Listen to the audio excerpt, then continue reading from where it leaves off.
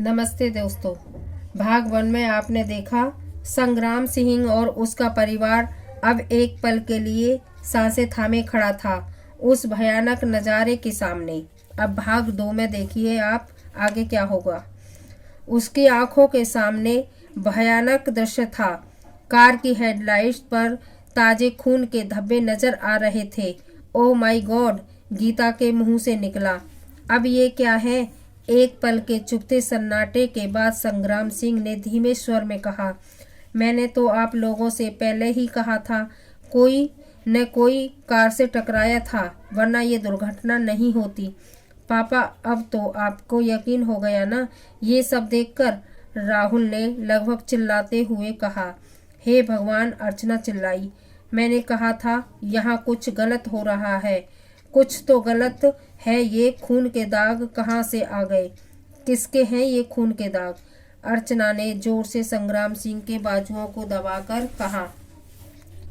राहुल पापा, ये सब क्या हो रहा है हमारे साथ? गीता ने डरे हुए स्वर में कहा। पापा, मम्मी ठीक कह रही है, कुछ तो गलत हो रहा है। अब तो मुझे भी बहुत डर लगने लगा है, गीता ने थूक सटकते हुए कहा। मगर ये किसी जानवर का खून भी तो हो सकता है पापा। जानवर? अच्छा, तो कहाँ गया वो जानवर? कार से टकराने के बाद राहुल ने पूछा। अरे हो सकता है तुमने उसे देखा ही ना हो और वो गाड़ी के नीचे आ गया हो और अब हम उस पेड़ के से टकरा गए। अब तब तक तो वह उठकर जंगल में भाग गया होगा, जख्मी हालात में ही सही, गीता ने अपना अनुमान लगाया। संग्राम सिंह अब भी खामोश थे, क्योंकि वो शायद बातों में नहीं सबूतों पर यकीन करने वालों में से थे। हो सकता है, पर फिर भी सड़क के कहीं खून गिरना तो चाहिए था। अर्चना चारों तरफ देखते हुई बोली। ये कोई मायाजाल लगता है जी, मुझे बहुत डर लग रहा है। ये कोई काला जादू हो सकता है। कहते हैं कि अमावस की रात बड़ी जालिम होती है और काली और बुरी आत्माएं लोगों को ऐसे ही अपने जाल में फंसाती हैं।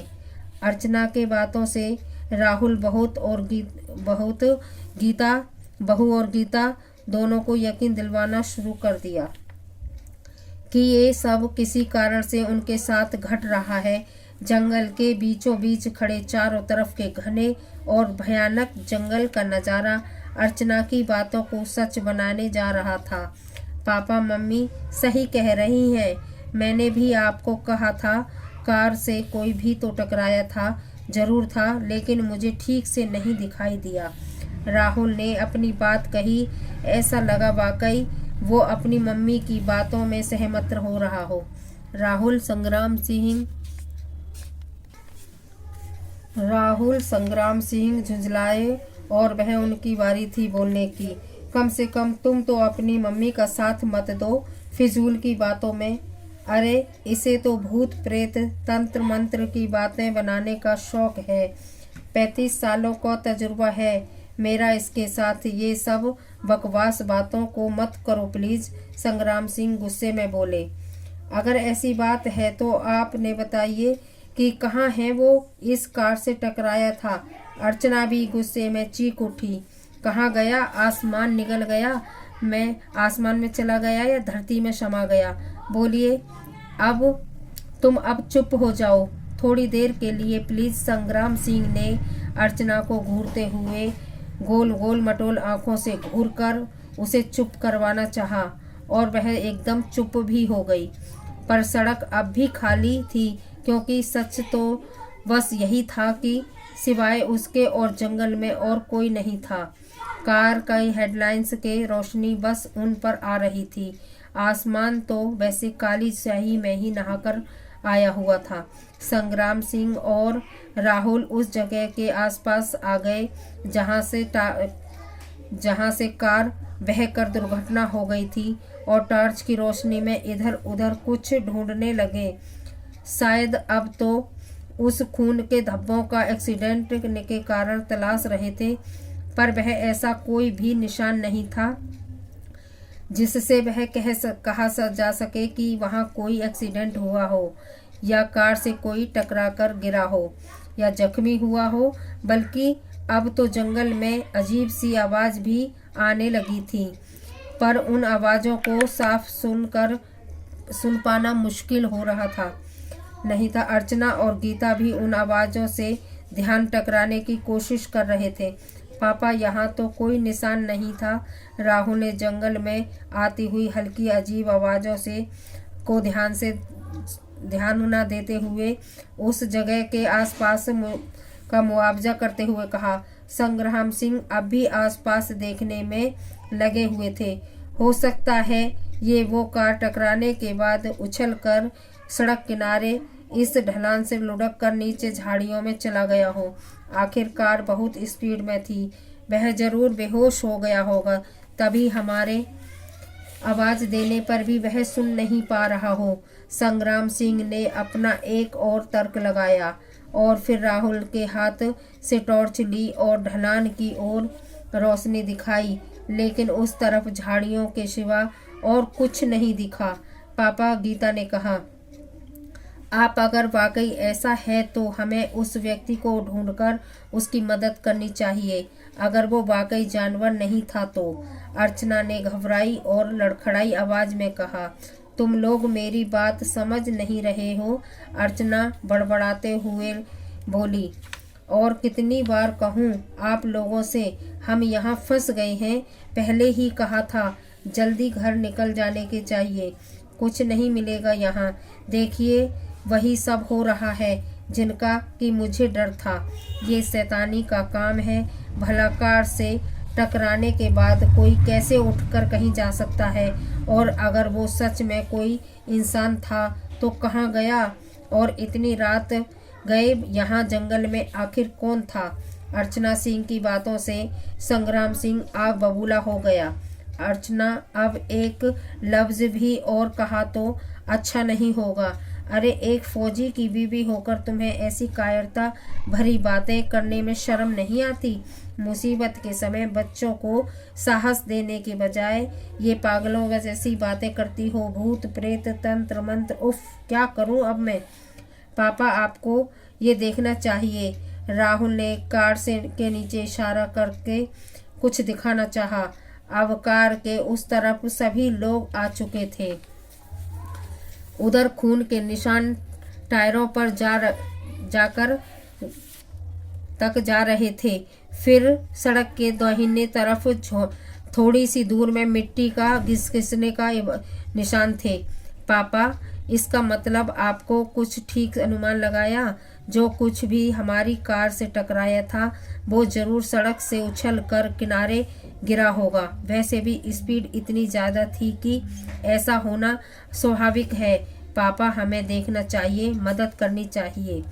मैं भगवान से दुआ करता हूँ राहुल की तुम और तुम्हारे पापा जो कह रहे हो वो ही सच हो और मैं गलत, और ऐसा हुआ न बेटा तो हम जरूर यहाँ से निकल कर घर पहुँच पाएंगे। अर्चना धीरज रखते हुए बोली। गीता ने इसी बात पर अर्चना का हाथ पकड़ा और हिम्मत दिलवाया कि सब ठीक है। हेलो, अरे कोई हमें सुन रहा है क्या? कोई है वहाँ? कोई है? संग्राम सिंह ने जोरों से चिल्लाया और शुरू कर दिया था। सड़क के किनारे तरफ घने जंगलों की तरफ राहुल और संग्राम सिंह आवाज देने लगे। जंगल में उसकी आवाज गूंजने लगी और ऐसा लग रहा था कि जंगल अपनी ओर बुला रहा था उन्हें उन आवाजों से। पापा, मुझे लगता है वो हमें सुन नहीं पा रहा है। मैंने भी सड़क के किनारे की ढलानों का उन झाड़ियों से खत्म होती है और हो सकता है वो घायल हो और बेहोशी की हालत में हो। मुझे जरूर देखना चाहिए। राहुल ने ये कहा। पापा, मुझे वो टॉर्च दीजिए। आप लोग यहाँ कार के पास रुकिए, मैं नीचे जाकर देखता हूँ। राहुल और संग्राम सिंह का अनुमान कितना सही था ये बता पाना मुश्किल था, पर उन्हें जो लग रहा था वो उस पर अमल करने में थे। अर्चना ने ये बात जानती थी कि बाप बेटे मानने वाले नहीं हैं। इतने धीरे अंधेरे में अकेले वहाँ मत जाओ बेटा, मुझे डर लग रहा है। आपने पापा को भी साथ ले जाओ। अर्चना ने अपनी उसी घबराई हुई आवाज में कहा जिसमें उनका डर और बेटे की चिंता दोनों शामिल थी। मम्मी चिंता मत करो, अगर वहाँ कोई हुआ तो पापा को आवाज लगा दूंगा और वो आ जाएंगे मदद के लिए। अभी उस व्यक्ति की मदद करना बहुत ज़रूरी है। प्लीज़, हमें अब तक पता नहीं है वो कोई जंगली जानवर ही था या इंसान। या खून के धब्बों को देखने के बाद दोनों ही सूरतों में यह उस जख्मी को यहाँ अकेले नहीं छोड़ सकता। राहुल ने अर्चना को समझाया और फिर संग्राम सिंह ने कहा, पापा आप तब तक यहाँ मदद देखिए, कोई भी गाड़ी आए तो हाथ दिखा दीजिएगा। गीता मम्मी को संभालते हुए, कुछ नहीं होगा, मैं 2 मिनट में आया। राहुल सड़क किनारे उस झाड़ियों की तरफ बढ़ गया। अगर वो संग्राम सिंह जैसे फौजी का बेटा न होता तो शायद ही कोई इंसान उन घने काले जंगलों में अपने कदम बढ़ा पाता, क्योंकि वो जंगल कोई मामूली सा जंगल अब तक नहीं लग रहा था कि शायद इस अमावस की रातों में ऐसे भयानक बना दिया था कि जैसे देखकर ही दिल कांप उठे और डरने लगे।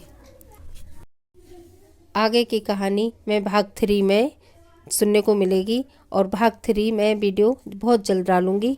तब तक के लिए आप मेरे चैनल को सब्सक्राइब कीजिए और धन्यवाद।